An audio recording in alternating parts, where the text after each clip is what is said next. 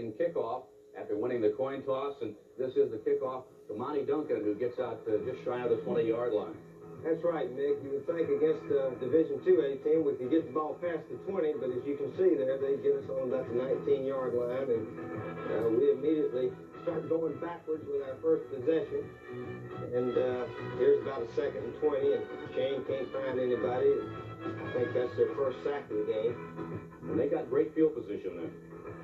Right, the punt was not a long one, but again, here's our defensive players, Huey Richardson, Mike Brandon in there. See Mike jumping around. Gosh, those guys come to play every week, and we've got to get the whole team doing that.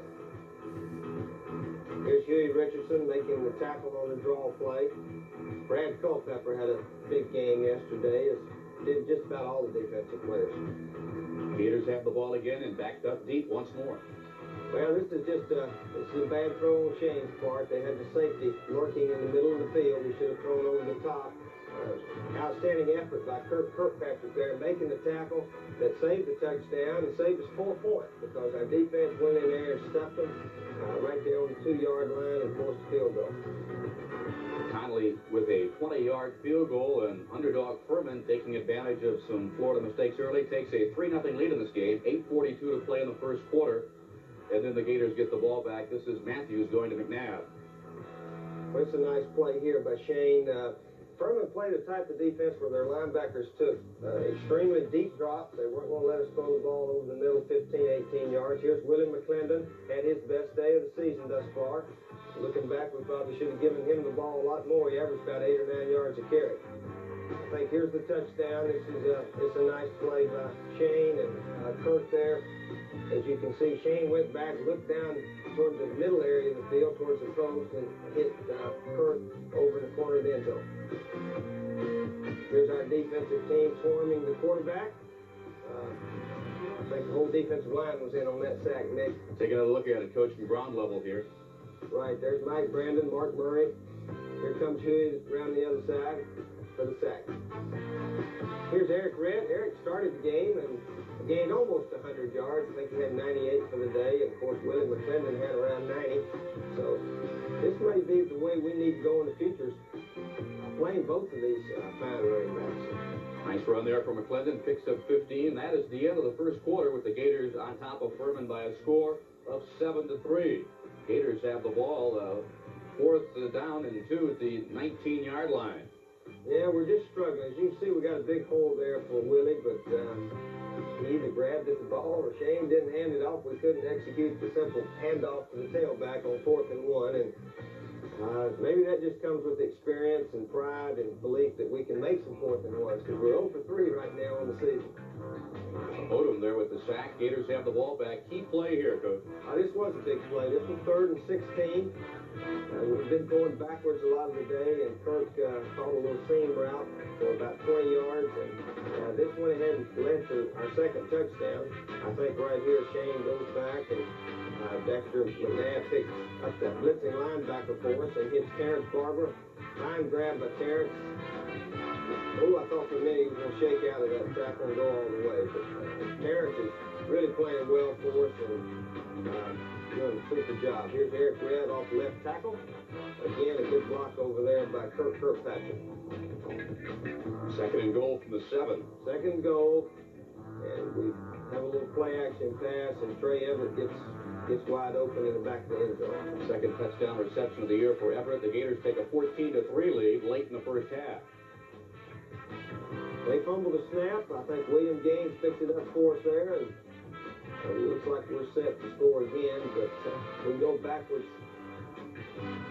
1st and goal, 1st and 10 there on about the 28. Looks like this screen pass was going to get 10 or 12 yards, and it makes 4.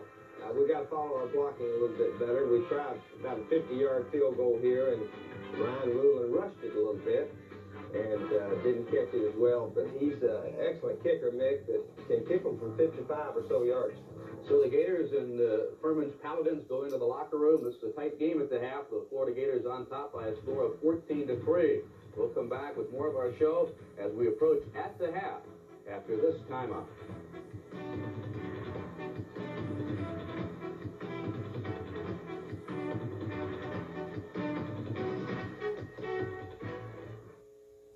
Gator defense to shine here, continually putting pressure on Frankie DeBus. Yeah, here comes Godfrey Miles on the outside, and again, Huey and Jerry Odom there. Coach Jim Bates, I thought, called an excellent defensive game, as he has all three this year.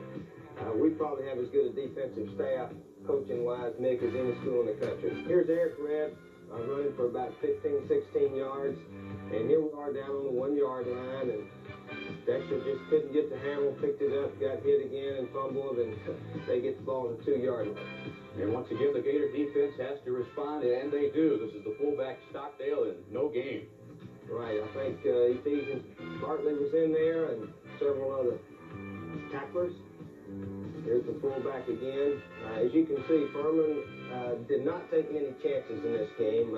Coach Satterfield realized he was outmanned and basically tried to keep it close. Here's a good throw from Shane to Alonzo Sullivan on 3rd and 10. We did make a few third downs, fortunately. Here's Eric Redd on the draw play for 5 or 6 in there.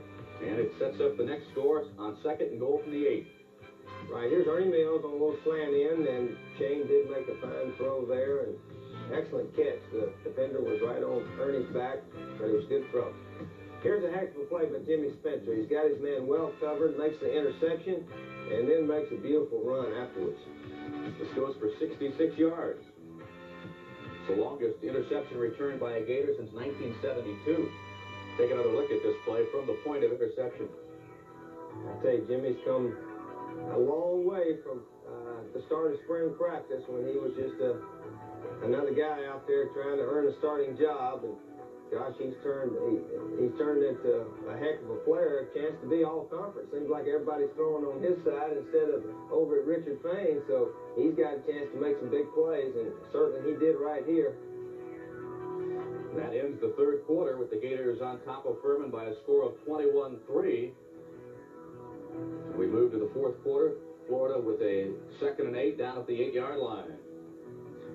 Well, we tried a little draw play here, but we didn't go as far as we'd liked, and then on 3rd and goal, I think we misfired. We had a play on that really didn't have a chance, and Shane's only played 3 games, and I got to do a better job of coaching him on what to audible to, Nick. We left some plays on. It didn't look very good, and that's my fault for not having a play ready for Shane that he could check to. So Krzyzewski's 20-yard field goal gives the Gators a 24-3 lead early in the 4th period, and once again the Gator defense going Trimble for a 2-yard loss. Yeah, Brad Culpepper in there. Mick, he got the game ball for the defensive side, and we didn't have one for the offense. Hopefully we'll have 1 or 2 next week.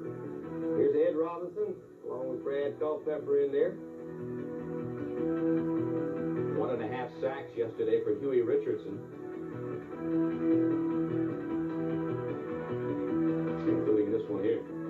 Yeah, here's Frankie DeBus going back, and as you can see, we had excellent coverage there, and he had to hold it just a little bit, and if you do that, Huey's going to be there. And here's Willie McClendon, and again, I thought Willie had his best game by far. He's protecting the football and hit the hole at the right time. So Eric and Willie together gives us an excellent 1-2 punch at that position. And the Gators drove down the field and once again set up Arden Krzyzewski, this one coached from 29 yards out to complete the day's scoring. Right, Nick. We had what we thought were some pretty good plays on down there to throw a touchdown, and we misfired. Some people might say, well, why are you still trying to throw so much when maybe Willie McClendon could be running?